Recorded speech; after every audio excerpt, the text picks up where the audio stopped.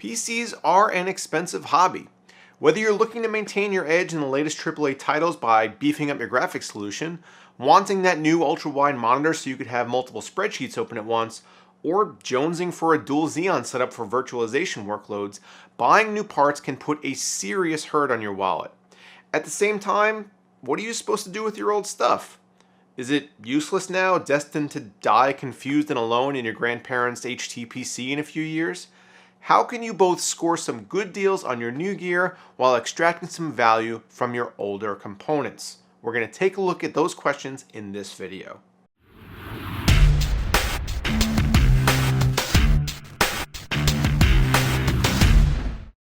First off, let's just talk about some general tips to help you sell your stuff. Number one, clear pictures. It can't be emphasized enough that people are largely visual beings. The fact that online listings all have a photo component to them means that if your pictures are crap or don't show people what they might want to see, you're likely going to get passed over without even a second thought, even if your item is exactly what somebody might be looking for. Today's cell phones sport good enough cameras that almost everyone has access to an easy way to take photos. Don't be that jerk with only one blurry image half covered by your thumb. Number two, save your packaging.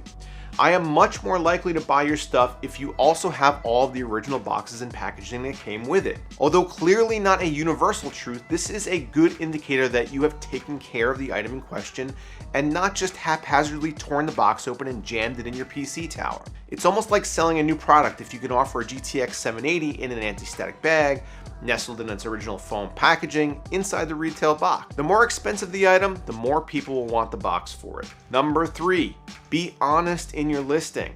The last thing you want to deal with is a return. If the case you're selling has a ding on the panel or a scratch on the window, a little bit of disclosure goes a long way. The same person might be willing to buy it either way, but if they think it's a pristine product and they get a scratch and dent floor model, they would likely be justifiably pissed. Number four, don't be overly wordy. Nobody wants to read your novel about when you got your Hyper 212 Evo, how you had it in 3 different systems, the overclocks you achieved, the time you took it to dinner, long walks on the beach, etc. Describe the product. Does it work? Does it have any damage? What's the price? Next, let's discuss buying used hardware. In general, PC hardware is fairly reliable and lasts for a few years at least.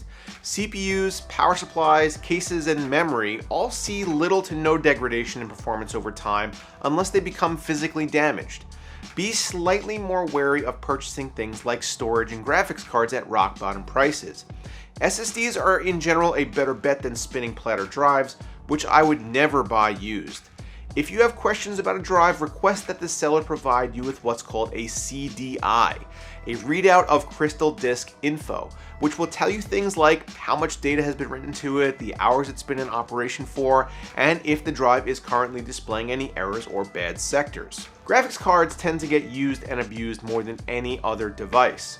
See if you could get some more information on what it was used for, how much voltage was being pushed through it, or if the owner never cleaned the fans and lives with 17 cats. Graphics cards used for things like cryptocurrency mining tend to sell for fractions of what they were new, but they likely won't last you that long after you take delivery. Motherboards are kind of hit or miss. They tend to work fine until they just go bad.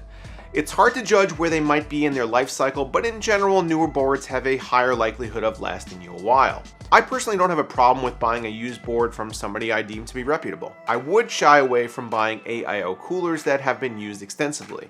These are liquid-filled units after all, and it's hard to judge how many times the previous owner bent the tubes around or how long the pump was run at full blast. The pumps on these coolers tend not to last more than a few years anyway, and you don't want to be stuck on the back end of their life cycle. Now, there are 3 general ways that you can both sell and acquire PC hardware online directly from peer-to-peer.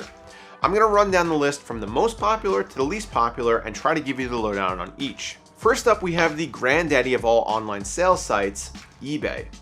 eBay has been around since 1995 and saw a huge expansion and wide adoption during the technology boom of the early 2000s. As it is an enormous platform, it provides some very real benefits for both finding what you want to buy and enabling you to cast the widest net for selling.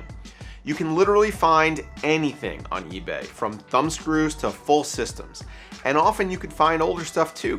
Recently, I bought an old Asus motherboard and a Core 2 Dual processor because, I don't know, they look kind of cool. When listing on eBay, just know that as they are a huge corporation, you will find out the meaning of fees. You pay insertion fees up front, which can include basic listing fees, reserve fees, and feature product fees. Then you'll pay a final value fee of usually around 8%, and then you'll pay a PayPal fee of around 4% on the back end. That can all seriously eat into your profit margin. Also, a side effect of casting such a wide net is that your listing is not as focused and you may not be able to be seen by everybody in your target audience who is looking maybe in the wrong eBay category for whatever it is you're selling. However, with 169 million active users, there's likely someone out there who wants your stuff, so it will probably sell relatively quickly. If you're buying on eBay, however, remember never to pre-order an item. Sure, you can probably pre-order AMD Threadripper on there right now, but you're gonna pay a huge premium for it. If I'm looking for something to score at a bargain, I will sort by listing time. Newly listed items with buy it now options that are below market value will get snatched up quickly, so look for listings that have been posted within the last few hours to score the best deals. If you can't find what you're looking for that way, look for posts that let you make an offer. Don't send an insulting lowball because the seller is likely to just ignore you, but try to start the negotiating process a little bit lower than what you're willing to spend and work up from there. eBay has strong buyer protection policies, so the chance that you're going to get screwed on a sale is minimal, even if you're buying from somebody with little feedback. Scams do happen, but usually eBay will make it right in the end. Next up, we have Craigslist. Now, Craigslist is just about as old as eBay, but as a more local marketplace and originally founded as a non-profit, it has far less of a corporate overlordy feel to it.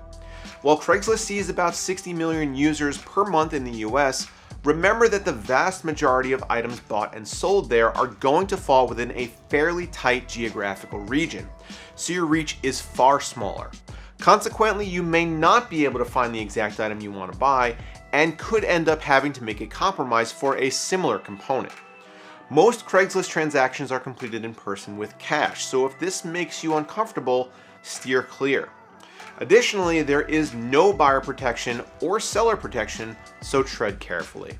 On Craigslist, I found that many people tend to overvalue their items, thinking that if they bought a Dell PC back in 2009 for $2,000, it's still worth $1,500 today.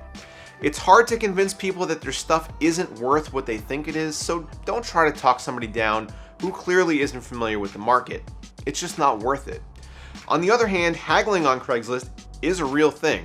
So be prepared to engage in it if you're buying, and be prepared to be haggled with if you're selling. Most people listing items on here are eager to move their stuff, and the lure of cash in hand is usually enough to get them to drop their prices.